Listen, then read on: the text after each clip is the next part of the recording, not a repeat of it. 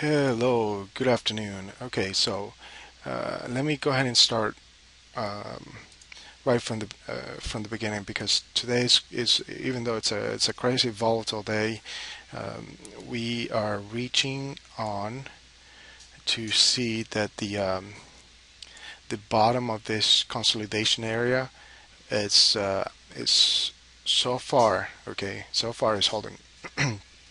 We rejected these lows.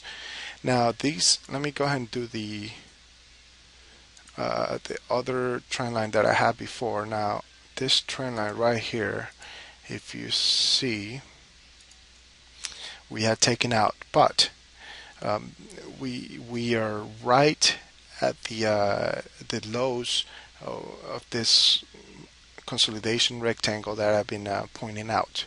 Okay, so let's look at it in a more intraday basis. That way you can see where the indicators are looking like. Okay, so on the indicator side, let me go ahead and actually do see if the 15-minute chart.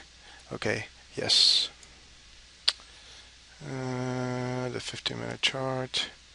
There you go. Well, let's look at the 30-minute chart.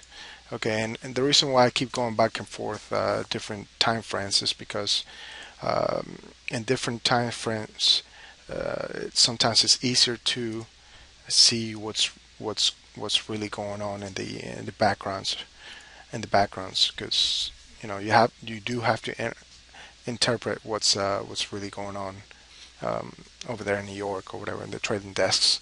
Okay, so we've been this is 30 minutes charts, and this right here is about a noon or 12:30 candle. Okay, look at all this volume. Okay, and look at the tail. Okay, the tail meant that this area was rejected, meaning that once we got to this level of 1208, there was no more selling left. There was no more selling strength left. So all the buyers came in, and all the people that were short had to cover. Now, this is usually called a capitulation. Especially, I like this, especially since it was during the trading hours. Okay, we haven't, we're still holding that area, the area of support. Now we're starting to have some buying power. Okay, and I want to show you one more thing. This is the breadth for the volume and the ascending, descending breadth.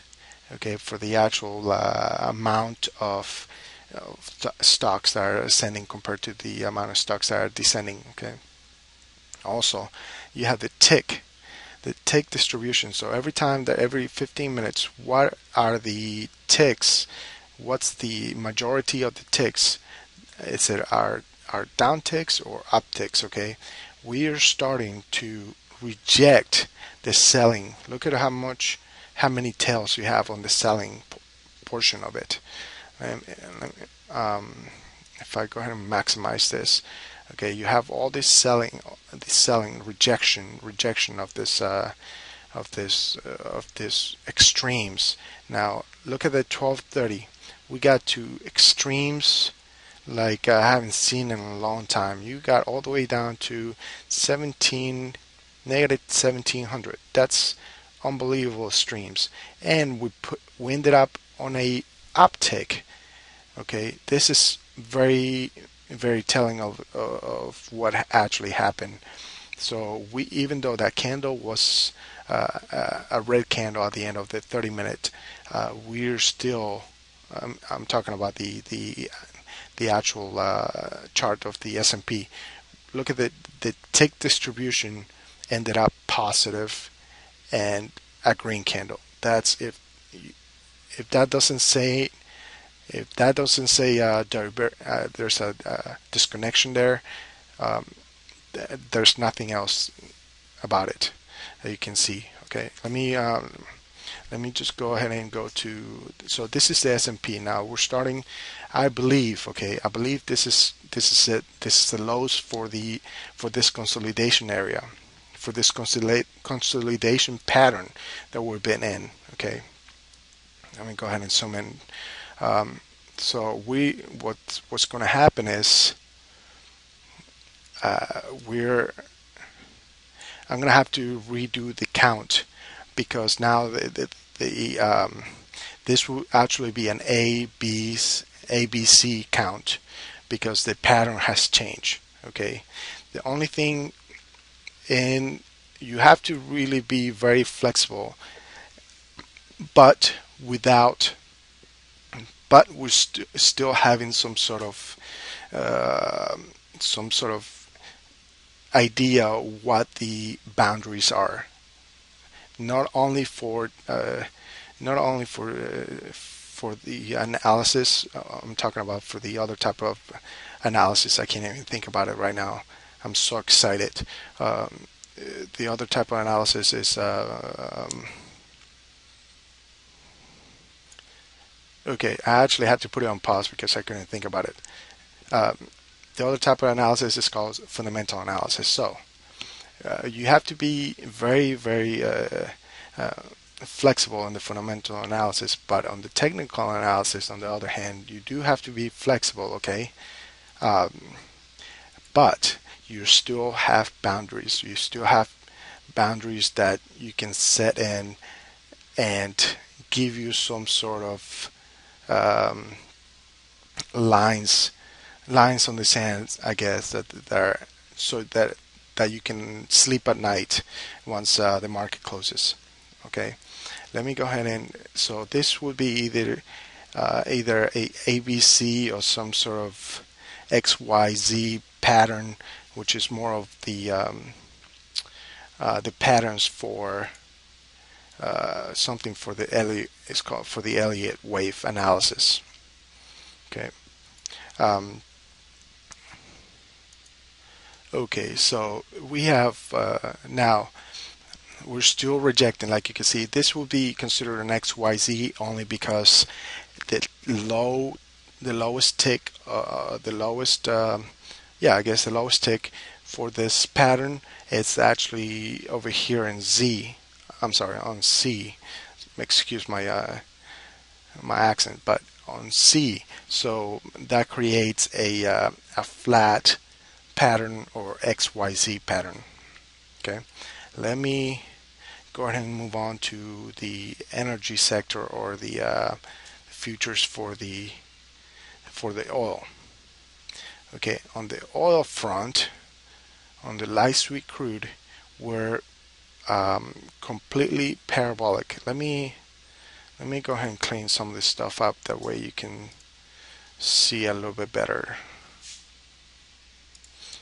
Okay, so this is the light sweet crude, or the futures for oil. Okay, all I've done is a Fibonacci retracement from the top back in May to the recent lows back in September. So we have crossed the 61.8 retracement right here, and we're starting to hit a little bit of resistance, but this is completely parabolic. Look at this move right here, from the lows all the way to yesterday high, or to actually today highs. Okay, we may have a little bit of consolidation area right here before we blast off. I completely believe that this oil front, or this the energy sector, is the one thing that is going to push the market to the next highs, because there's a lot of energy stocks in the S&P, in the S&P average. So even though you don't have the support from the financials, because you know they say if the financials don't go up, the S&P or the market doesn't go up, but you have such a big weighted from the energy sector and from the tech sector. That's another thing. The tech sector, I truly believe there's going to be leading, as well as the energy. But this right here, the energy sector, is going to be definitely the one that is going to push the market to the next leg up. Okay.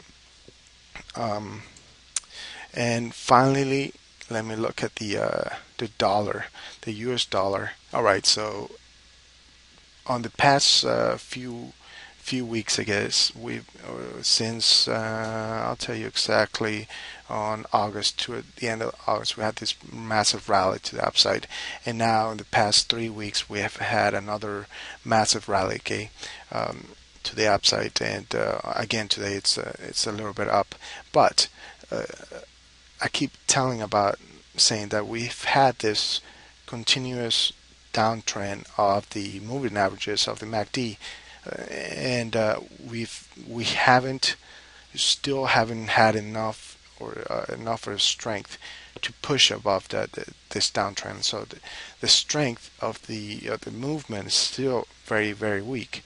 Okay, this is the weekly chart. If we go to the daily chart, okay, on the daily chart, the past 3 weeks or whatever, since we had this little rally for the dollar, we have created this rising wedge, which is usually a bearish pattern.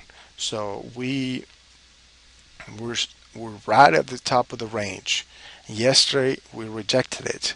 Today we're still at the top of the range, but if we go to the intraday chart, on the intraday chart, right there, the 15-minute chart, on the we're right here at the top of this range. The MACD, look at it, the MACD is still getting weaker. Okay, so this is I believe the finish of this move for the dollar. And once this dollar starts crashing again or coming down or heading to the south, that's going to be the sign, or not saying the sign, but more of it is going to be the catalyst to have the market move to the up to the upside. And I believe that so is going to give the oil and the energy sector the same push, the same. It's going to give it the last push that it needs to push to new highs. So I will be doing an update on some of the other sectors like gold, which, like I had said before, it wasn't looking very fresh, and today's down again. It broke down, but I'll be doing another update for that. Okay, thank you for listening. This is directionalanalysis.com.